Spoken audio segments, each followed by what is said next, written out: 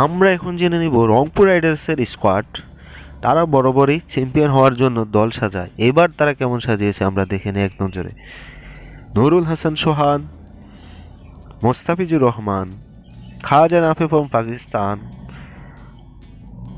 Sufian Muktadij Pakistan, top order batter Liton Kumar Das, Towhid Hridoy, Nahid Rana, Rakibul Islam, Alisal Islam mystery bowler, Mrittunjoy Chowdhury allrounder, Naim Hasan off spinner, Kamrul Islam ফিজ bowler, Mahmudullah Riyad senior campaigner, Abdul Halim, Iftekhar Hossain, Mehedi Hasan.